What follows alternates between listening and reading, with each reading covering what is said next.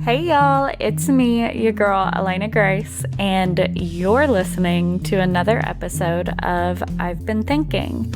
So, as always, thank you for that.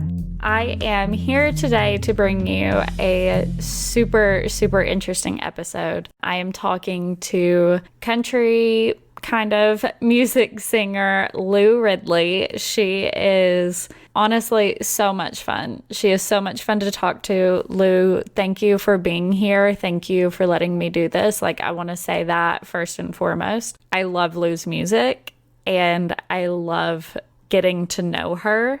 So I think you guys are just absolutely going to love this. She is so sweet. She is truly a musical artist. She is an activist, an advocate. She is really like-minded to me in that she really focuses on uplifting other people and critical thinking and all of these things. So she very much fits in with I've been thinking and what we do here. And so I am just thrilled to bring this episode to you. Lou and I talk about kind of how and why she doesn't really fit into the country music scene and the ways she has been kind of excluded from it and some of the reasons that she has. We also get to talk about such honestly a wide variety of things. How she ended up getting back into making music as her job. We talk about the Western world and specifically the US being lacking in a sense of community. We talk about living your purpose and what Lou believes her life's purpose is. We talk about the importance of making a difference in the world. And we talk about being shut out from communities and places where you know that you belong in one way or another, right? So we really run the gambit in this episode in the best way, but Lou is so fun to talk to and she is so much fun to hear from. So I hope that you guys love this episode and I hope that you get something from it. I hope that if nothing else, you've discovered a wonderful new musician today. You know what I'm saying? So yeah. I hope that you guys love this. I will say, I have to figure out a new distance recording method because the one I've been using has been giving me problems. I had a moment during this recording. It was actually a few moments where Lou dropped out and yada, yada, yada. And so it's just been frustrating, but the sound, on this one, I'm not gonna lie, poor Tyler, our new editor over here, he is absolutely ready to strangle me, but it is what it is. Well, Lou will be back in the future, I'm sure, and we'll have the sound situation figured out by then. God bless America. Well, anyway, guys, I hope you love this episode, and this is Lou Ridley. So I'm Lou Ridley. I'm from Texas originally, and I am a country-ish artist and human rights advocate. I love that. And I love that you call yourself country-ish because that's kind of I've been listening to your music on repeat all morning, just getting myself ready for this. And I would also describe it as country-ish, but definitely not your typical. And that's kind of why you're here today. Yeah, it's when I started making music, I think I really resisted the fact that my whole family's pretty country. And, I grew up with a horse and I grew up on a ranch and I grew up listening to country music. And then when I got into music, it was this weird thing. Well, it's not that weird, but I essentially wanted to reject it because of, childhood traumas and things like that. So I tried for a long time to stay away from country, and because the reality is a lot of country's really corny, and I just didn't find myself in a lot of country artists, and I can't tell half of them apart. So I just didn't want to do it. And then, when quarantine happened, my friend would send me 8-bar loops at the time I lived in LA. He'd send me like little loops, and I just kept, when I was alone and left to my vices, I just kept making country music. So I was like, okay, whatever. And I put out Poor Baby, and then some people from Nashville, my attorney, reached out to me, and he was like, you're making country music, come to Nashville. And at the time, like, LA was completely locked down, and I was on unemployment, and I was like, okay, I've got to do something, because I'm stuck in my loft in downtown every day, and I'm starting to go crazy. So me and my best friend came out here for a few weeks, and I was like, let's just move there. And then we did. That's so awesome. Mm-hmm. I cannot tell you how many stories I've heard, and my own story being one of them. The number of people who quarantine and lockdown, like, just completely changed the trajectory of their life. And for the most part, the stories that I hear are usually for the better. Of course, we also hear the terrible ones too. But, I really love hearing the ones where people just realize that they weren't doing what makes them happy, and life is too short, and quarantine gave them the opportunity or the whatever it is to go for it. Yeah, I think it just, like, to be honest, the job I had in LA, I loved them so much, and they were so good to me, that if quarantine hadn't happened, I would have never left, because they made me so happy. It was like my chosen family. So only because quarantine forced some of us to get laid off was I like, okay, now I need to go. This is my sign that I need to go. Because I quit music for a long time. This was back in, like, but when Twitter just started. So, like, I got access to a lot of people, a lot of big people really fast. And I think that I saw behind the curtain too quickly, and I was young and I wasn't ready. So, like, it scared the shit out of me. And then that combined with, like, my boyfriend at the time not really being the biggest supporter, I think I stepped away from it for a long time. I really did. And so when I got back into it, it was only because of quarantine. That was what really forced me to get back into music full time. Well, thankful for that getting you back into it, because I love your music. I really do. Thank you. And I think you have the most beautiful voice, and your style is so interesting. And as an artist, I can relate to that, where you have this style that is like country-ish, but also R&B-ish and rock-ish, and like all of those things really influence your sound so much. I think it's really awesome. Thank you. Yeah, I think most songwriters kind of, like, it's hard because I grew up learning to sing by emulating other people. I haven't had vocal lessons before, minus like 1 or 2 here or there, so I don't know what the fuck I'm doing ever. So, oh wait, can I cuss on this? Yeah, that's fine. Okay.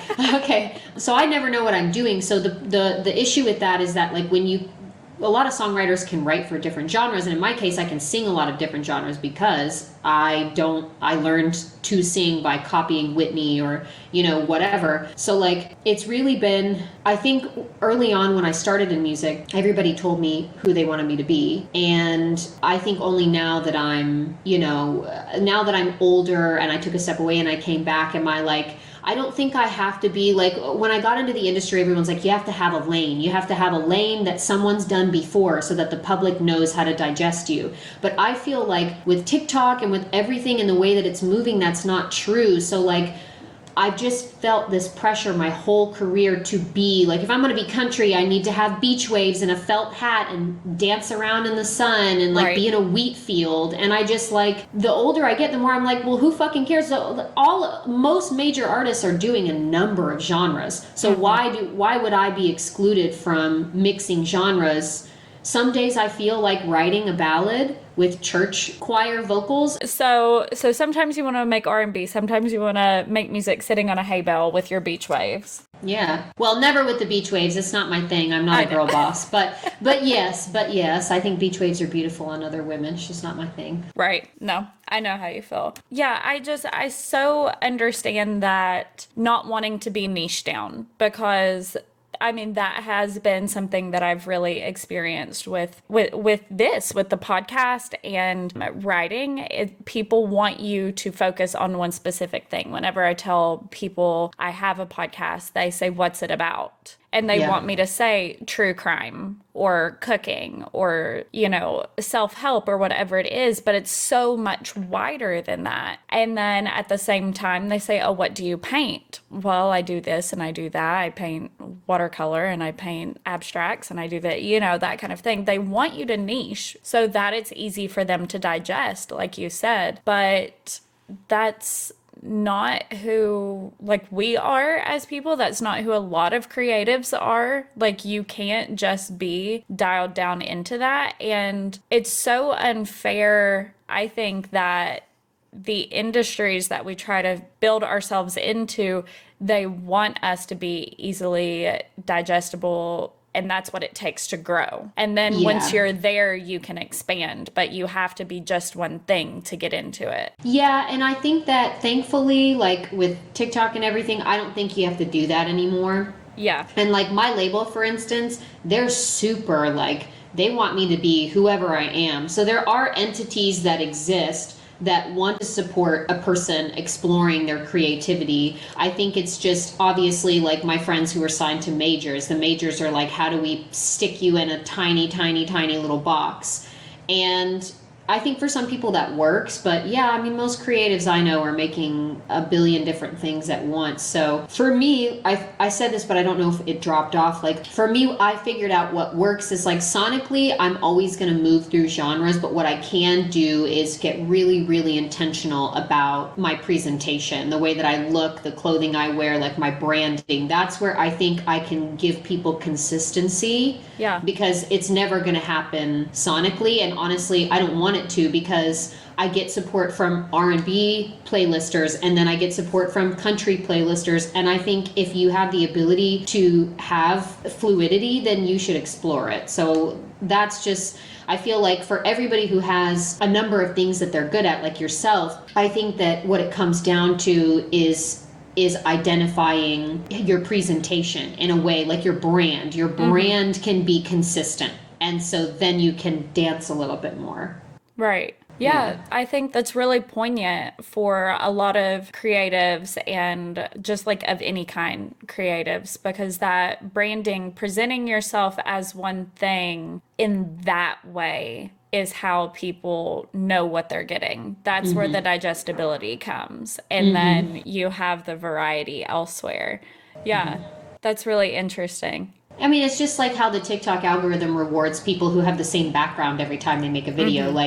It's easier for people if you have some form of consistency. And I think visually is where a lot of artists find their consistency, because a lot of artists that I do dance around a bunch of different genres. And so if you're a painter, it's not about that you need to paint the same kind of subject or always use watercolor or whatever. It's more about when I go to her page, I can expect that she's going to be in this setting, and that these, this is her identity outside of painting. And you know what I'm saying? No one's ever going to like Lou Ridley if they like women who don't talk. You know what I'm saying? Right. Without meaning to, I've kind of set my own brand up, because I am the person who speaks about things that I think need to be spoken about when appropriate. Sometimes when inappropriate, but I can't help it. I can't help it. It's crazy to me. No, I relate to that so much, because I definitely get in trouble a lot for doing that exact same thing. It has always been so hard for me to just keep my mouth shut and just not say what I think needs to be said. I get in trouble at family events all the time. They're like, Elena, just be quiet, please. Just let this one Thanksgiving go without starting a fight, please. I'm like, if they're racist, I'm gonna say it. That's the thing, But anyway, the point is, you have created that brand for yourself of being a woman who speaks out. You do it in your music, you do it on your social channels. You're an activist just outside of that. You do a lot of work for the community where you are. And I think that's really awesome. And it's kind of a unique take in country music, because so many people, like you said in another podcast that I can't remember the name of, I'm sorry, but so many people just dance around and they're there and they're making music and they're successful, but what are they doing with that success?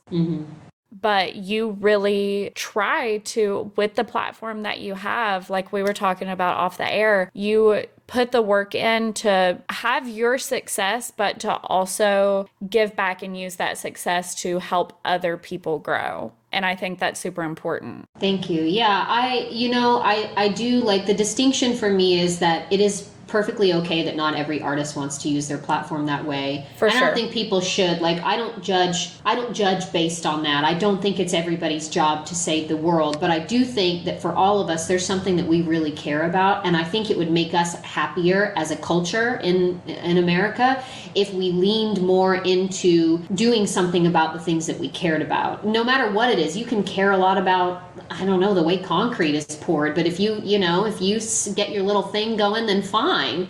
But I just think, I don't know how else to be. I sometimes, like, I ask myself, I'm like, because I, like, with Bless Your Heart, I had journalists flat out be like, listen, I love you, but my editor will not let me write about this, because country music they want to talk about, who's got a new Labradoodle. They don't want to talk about these things. And so I sometimes do kind of shoot myself in the foot by speaking about certain things because they don't want to talk about it. But like I said, I just can't be any different. If I see something that I think, like, for instance, the TikTok I made the other day about how they denied DCS funding, but they put $500 million into the stadium. Like, these are things people don't know. And if we start to learn these things, then we have the opportunity to make a difference. I don't know how you couldn't want to do that.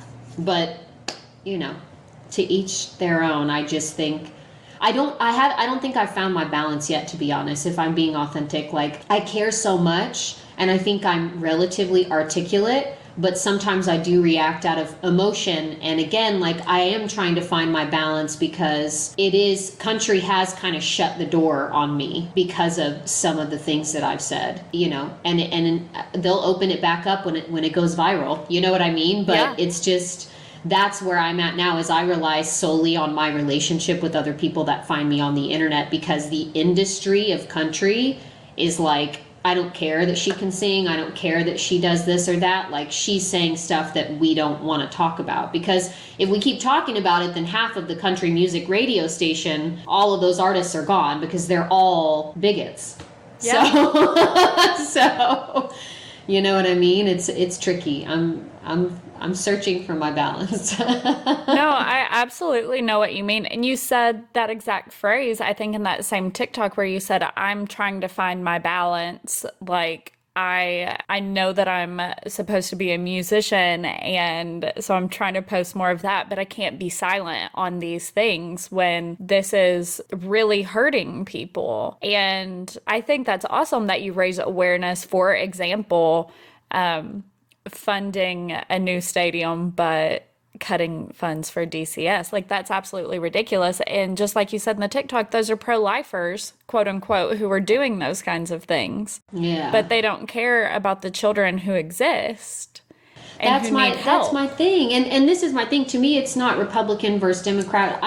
What I try to do when I speak about something is I try to only present fact. I don't and that's the thing. For some reason, well, I know why, because I'm not stupid, but like, people get so riled up. Like, when I said, if you don't like Jason Aldean and Brittany Aldean and what they're doing, then stop streaming his music. That's all I said in one of my TikToks. I didn't say anything negative about them. I don't know them. But if you don't like them, hit them where it hurts. Hit them in their pockets. Stop streaming their music. Stop buying their albums. Stop going to their concerts. That's how you show an artist that they're not using their platform the way that you want them to. Yeah. And people lost their minds about it.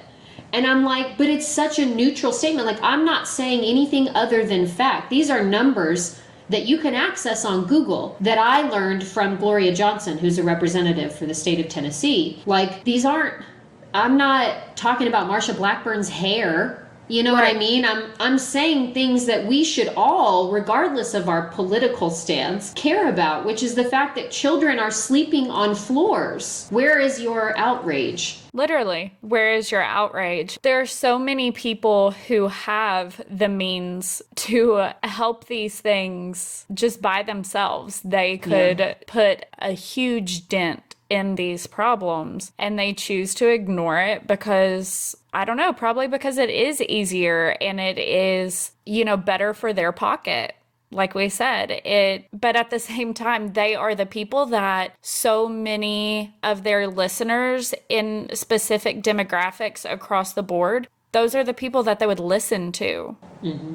And that's why it's so important for, I think, you to be, what do they call it? Y'alternative. Where I have not heard that. I love that. Have you? Oh my gosh. I keep seeing that. Somehow I've gotten on Y'alternative TikTok. What? And, I'll send you some. It's like goth country, or like I guess Tyler Childers sometimes is a little y'alternative. Oh, I love Tyler Childers. I love Timmy Tyler. He is an Eastern Kentucky boy. I'm from Eastern Kentucky, and he just has my whole entire heart. I love him. Oh my God, I love that. Okay, so some of my best friends are in Kentucky. That's really? So silly. Yeah, I actually think I'm going to shoot a music video there. Oh, yes, please do. I love that. That would be awesome. Yeah, my friend Nemo and Marcus live there. Ooh, very cool. Yeah, they live in Lexington, I think. Yeah, I lived in Lexington for a decade.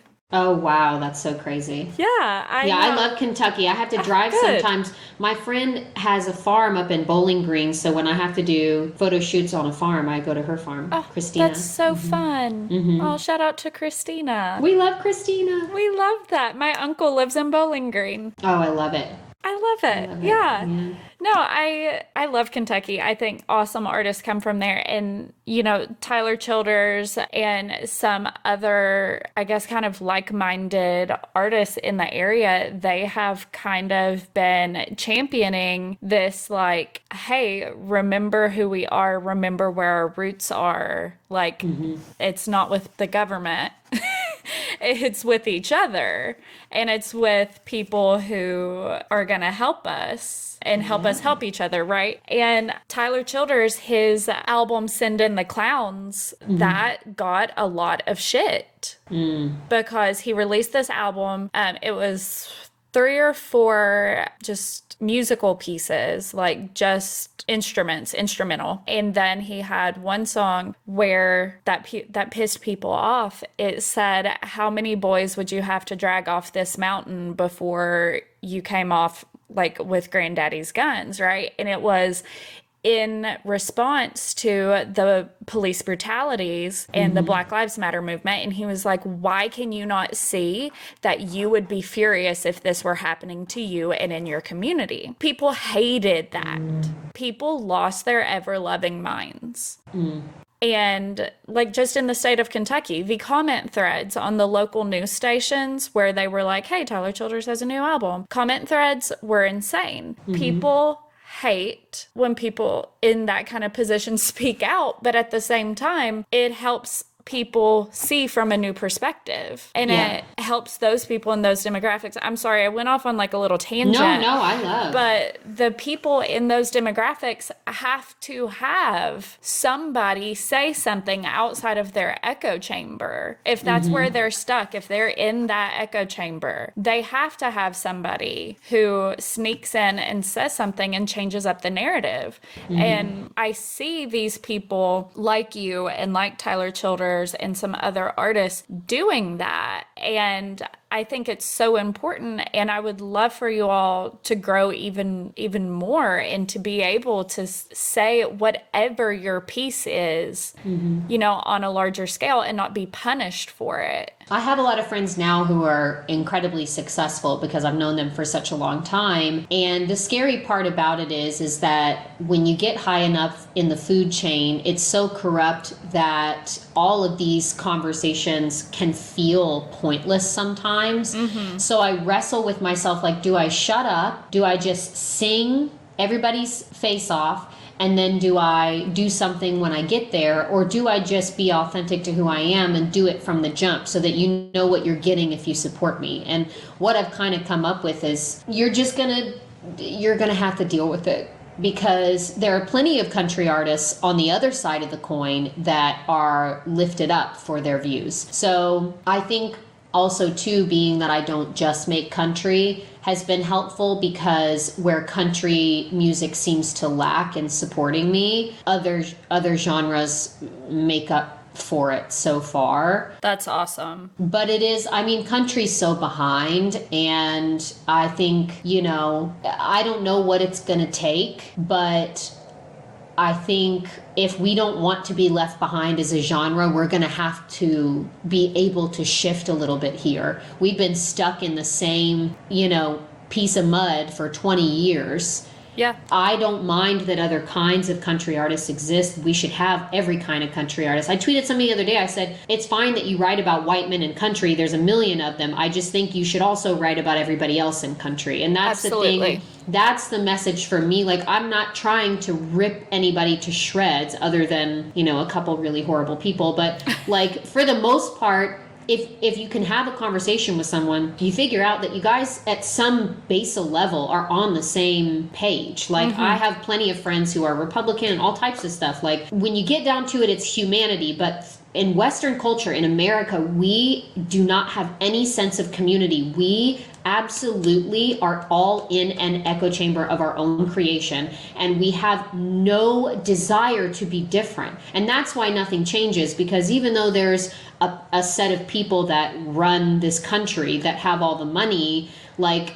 99% is just a lot more than one. And if we all figured out how to get on the same page, they wouldn't be able to do the things that they do. We wouldn't be having a lot of these conversations, but we don't, we're arguing about Brittany Aldean on TikTok. So it's like, I don't know how the vibration is so low in this country, and I don't know how to raise it other than delicately speaking and making music that's, you can't say I'm bad, I guess. So no, you're not bad. At least, so not. even if you don't like me, you can't be like, well, she can't sing, so Right. Just keep doing that until it works, I guess. But I mean, Tyler Childers should be much bigger than he is. Yeah. I agree. You should be bigger than you are. Thank you. Yeah. Yeah, I'm working on it, girl. Eventually, if you just keep going and you don't get discouraged, which we all do in our respective fields, but if you just tune that voice out and keep trucking, eventually it always lands. But any artist that I know that's big now has been like, girl, I hit rock bottom before it happened. I thought I was never gonna make it, and then something just clicked. Yeah. So that's what I'm doing now, is just keeping my head down and working so that I can try my best to make a difference on my way up to the pearly gates. Right. And I think that it would be inauthentic to you, though, to just shut up and sing. Like, that's what people want you to do, maybe, but that's not who you are. No, I don't like... I'm happy to not be insulting most of the time. Like, I don't want to be nasty to people. I don't think that does anything. But, like, I can't... I mean, I don't know... I mean, I go feed the homeless every Sunday. And people are hurting so bad.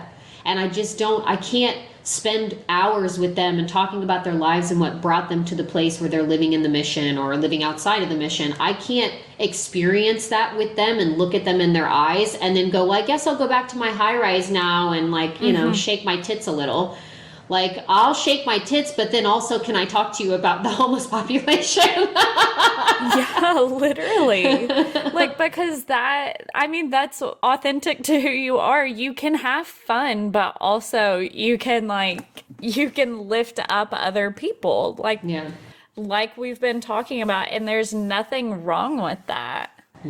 There's absolutely not, but I think you're absolutely right about the lack of a sense of community in our country, and that is ultimately where a lot of our problems come from. This very much like pitting brother against brother, like against each other vibe, and that doesn't help us grow or get anywhere helpful. No, and it's like it's so... Everyone's such a hypocrite now, and it makes no sense, myself included at times. I have to check myself, but I just, if you just would think about things for a second, you'd be like, oh, like, it just doesn't, it's so easy to just not have prejudice. It's not my business if someone wants to identify with a different gender. It's not my business if someone's sexuality is, you know, whatever it is. Like, that person is someone who's living on this earth with me, and I get to take care of them and have their back. And when I need it, they'll have my back. And that's it. It's not my business to judge somebody who lives up in the mountains and whatever. Like, but this obsession with, like, people's identity is their political belief, and political parties were made up. They're Democrat and Republican are made up by the same people. The same people own one news station as the other news station. And then if you follow the fucking trail up high enough, it's the same people. They just decide how to funnel the information to trigger you so that you don't want to care for your neighbor, so that in turn they can keep you in a low vibrational state, keep you controlled. Yeah. It's so painfully obvious, and I don't know sometimes how to articulate it all the way, but I think, like, there's a reason that a lot of our musicians, like, for better or for worse, Kanye, I'm not saying I identify with his recent takes on things, but what I'm saying is, like, Kanye West said it before. A lot of people said it. George Bush doesn't care about black people. Kanye West has seen behind the curtain.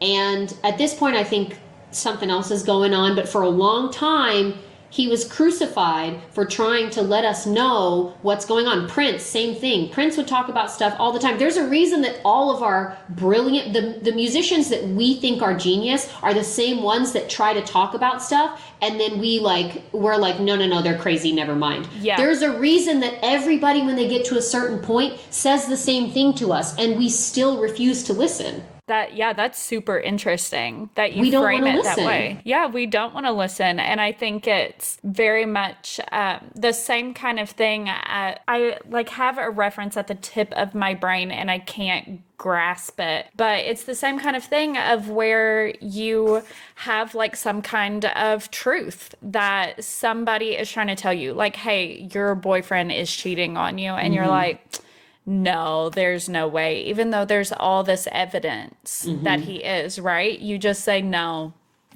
I don't accept it.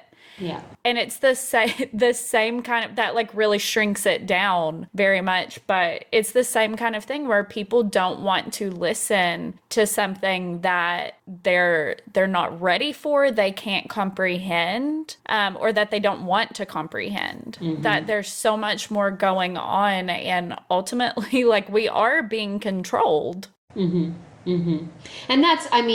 that's obvious, but and that's the thing, like, I don't know what has to happen for us to go, oh, this isn't working. Right. Because we're being faced with so much, and we just want to watch a 16-year-old shake her hips on TikTok. So I don't know what the answer is, but like I tweeted the other day, I said, y'all are so upset about this Balenciaga campaign, but how many people were, sexualizing Malu Trejo when she was 15? Or Trevejo, I don't know her last name, but she's a big TikToker, and she got big for like twerking her hips, or I don't know what the hell she was doing. But the point I'm making is, like, y'all will point the finger at Balenciaga, which I'm not saying that what they did was right, but what I'm saying is then we turn around and get on TikTok and watch children. Absolutely. So do you not see that that's hypocritical? If you want to stop the sexualization of children, right. Do you not see your role in it? That cognitive dissonance, I think, is how a lot of people kind of get by. Yeah. And it's certainly not right. It's not okay. But I guess this is just like me theorizing because I don't know what to think of it. But I guess it's just kind of like, is there something that distracts us? And then is there something that we can be outraged by that doesn't touch us at all? You know? So like, being outraged by Balenciaga and then getting on TikTok and watching, like you said, 16-year-olds twerk and shake their hips and like do all this stuff that I'm pretty sure my mother would have literally kicked my ass for. And that I know I would literally, my boyfriend's little sister just turned 16. I would kick her ass if she did a lot of things. Anyway, point is, it's easy to have that dissonance and to disconnect from it. And it's so interesting to watch people do that, like you said, and be infuriated by one thing and then just completely disconnected from something else and not see that they are the exact same thing.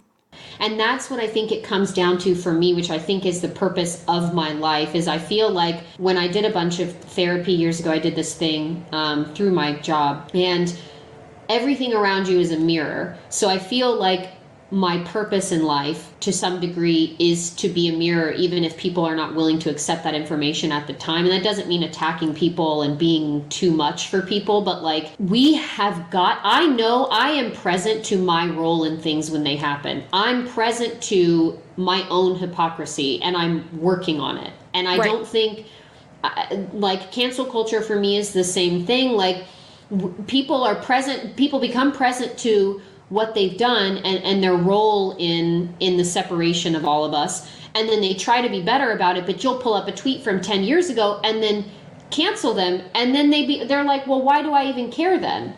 Right. But then you're at home doing the same thing. You're at home playing some other part in the same issue. You're just not presencing yourself to it because you want a virtue signal on TikTok. And it's like, we've got to find a balance here of understanding our own role in, the discord of America. We've got to, don't tell me that we should forget slavery, but I'm supposed to remember the Constitution. Which is it? Yeah. Because the Constitution ain't shit, girl, bye. But you want to tell black people get over slavery. What are you talking about? Like, you understand that makes no sense, right? Yeah. Like,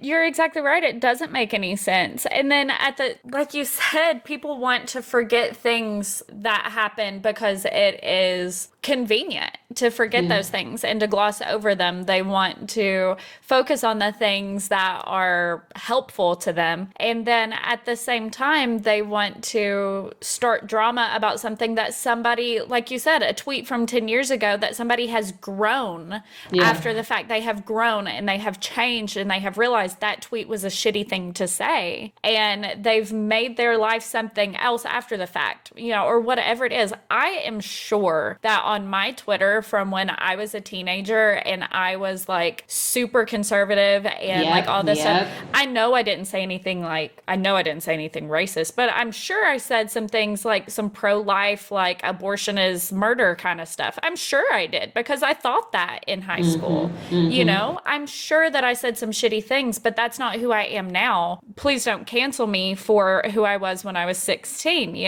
We can grow and we can change. Don't start trauma.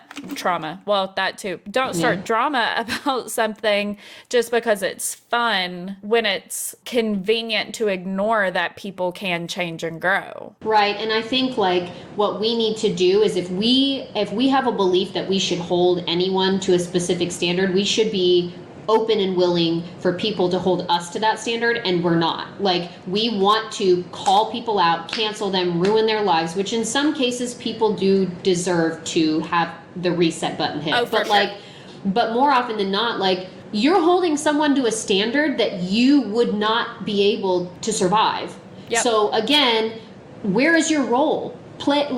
Be present to your role. I had a guy the other day comment on one of my TikToks, and I made a video response, and I just never posted it because I was like, I'm being mean, but I'm not being mean. Maybe I will post it. But like I had posted the money thing about, not giving money to DCS, but doing $500 million to the stadium. And I'm sure you saw that video. I just said the facts of what's happening. Yes. And he commented, and he basically said, you're putting the blame on the state. It's not the state's job. It's the parents' job. And he went on a rant in the comments on top of that. And when I made a video response to him, I'm like, so you took something I said completely out of context, and then you tried to put a blame on me that isn't for me, but you're part of the same political party that says they hate cancel culture, but you're using the same methodology to dismantle my very valid argument. So which is it? Yeah. Like, I need to get shirts made that say, which is it? Because I don't understand. Like, I'm holding people to a standard, and for better or for worse, I expect people to hold me to the same standard. And if I fail, I fail. Then I'll get up and try again. But like, I go out into the world and I say things and I try to do my part, knowing that I will be held to the fire eventually.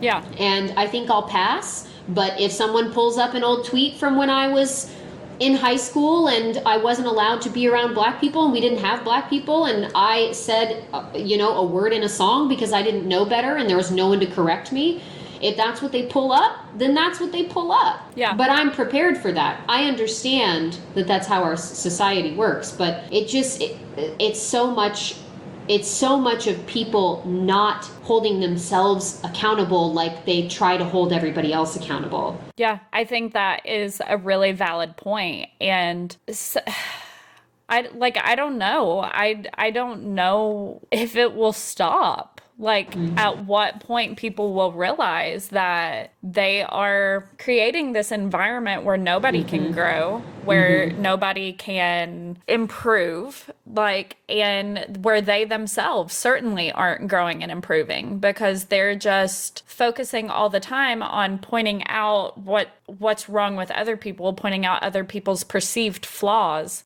And instead of working on their own issues and working on the issues in the community and helping everybody elevate to a higher vibration, to a better version of themselves, to a version of themselves who can just survive. Yeah. And the highest vibration version of yourself is supposed to be your proximity to God. So what about you being horrendous to people on the internet makes you a warrior of God? For those of you who are, who justify bad behavior via religion and your relationship with Christ, like what part of your behavior to you is, if you think back to he's in the sandals and he's calling the prostitutes over and he's got the wine and the bread, which version of him is then bullying people on the internet? Not one version. Okay. So, nothing about your behavior is godlike. So even that to me is not it doesn't follow. No, y'all, it's not tracking. It's not, and none of us are tracking 100%. I'm not above it. Right. But I just think I see it, and some people don't. So I'm just going to talk about it sometimes. In between singing and making good music and whatever. Right. But that's who you are. And that is, that's part of your brand, and that you even sing about these things. It makes its way into your music, these issues that are important to you and are important to the people who are important to you. They make it into your music. And I think that's where all of this ties together. Your purpose is to be a mirror. And I see you doing that. Now that you put that phrase to it, I absolutely see you striving to be an objective mirror where you state the facts. You talk about experiences that you've had in typically a pretty objective way. All of these things where you're just being your authentic self and growing and improving as a person and all of that. And I think you're right. I think that is why at this point in time, country music hasn't embraced you. But that doesn't, I don't know, it's not surprising, but also I don't want you to stop. Well, at this point, I'm too deep in it, so I won't. True. But it just, I don't know what's going to happen anymore. Who knows how long we're even going to be here? So I just try not to worry about it too much. But I can't. There's too many people suffering that are a block away from me. I can't go to sleep at night knowing I did nothing, and nobody should be able to. And in whatever they care about, animals, whatever. I don't care what it is. Right. We've got to learn how to have a sense of community, or we are going to fail as a country. Yeah, I think you're exactly right. Kentucky's state motto has completely left my brain at the moment, but it's basically united we stand, divided we fall. That actually might be it, but it's something along those vibes. And because that is it. You have to be a community, and growing up in Appalachia, that is very much something that I resonate with very, very much. The hills of Eastern Kentucky, you have to be a community or you're not going to make it. And that, I think that so many people in modern day Western culture across the board have forgotten that. Yeah, and I think that, you know, for better or for worse, a lot of the fans of country music are the last of the evidence of our forefathers, for better or for worse. Like, in a lot of ways, very good. They're brave enough to go fight for our country. They're patriots. They're strong people. But we came over here and we started this country based in violence and that Murder and stolen murder land. and right. And I find that country music is the music of the people who are not willing to depart from that history. Yeah. So even if, you know, nobody cares about what I'm saying until 30 years from now, whatever, like, if I can get to these people, then I've done my job.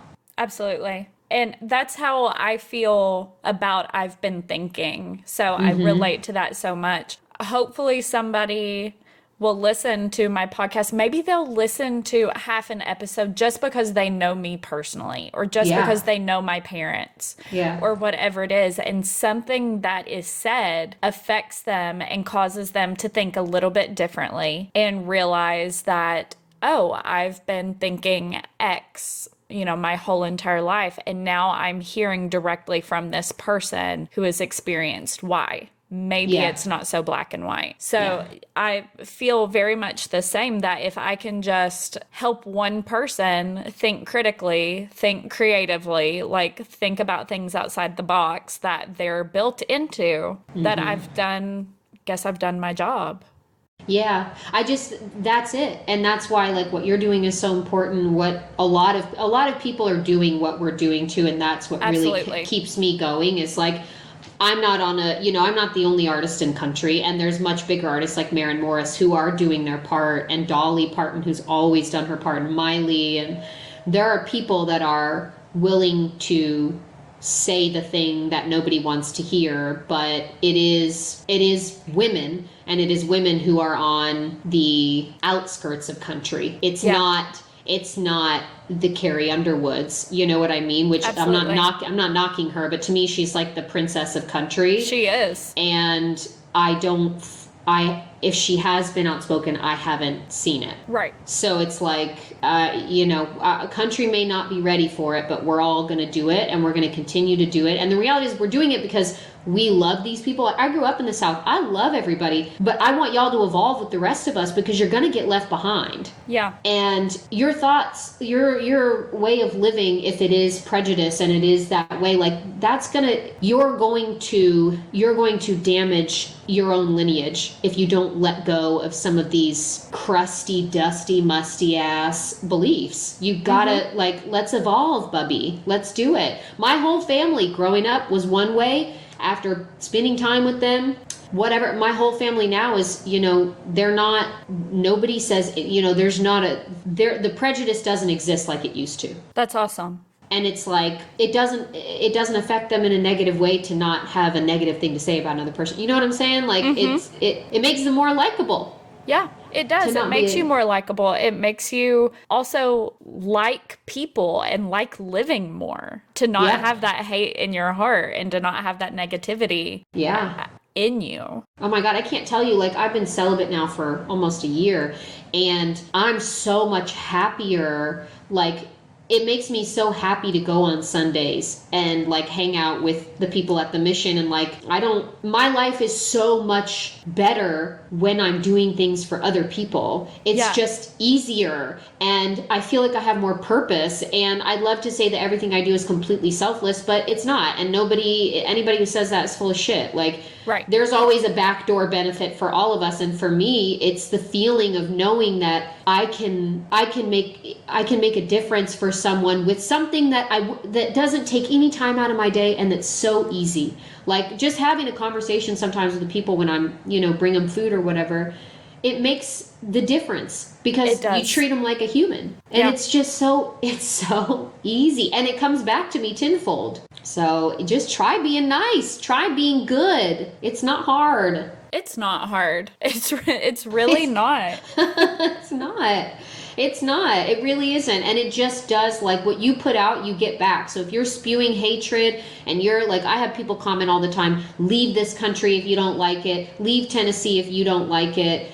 First of all, you're not doing what you think you're doing. It's not giving what it's supposed to give. Like, but also too, it's just like, I can imagine when people are really nasty to me, I can almost with certainty, before I click on their TikTok, I know exactly what their life looks like. I know exactly, you know what I'm saying? Like, absolutely. I see it already. And it could be a lot better if you were not nasty on the internet. Yeah. Yeah, it could be a lot better if you were just not, like, you wouldn't be the miserable person that you are.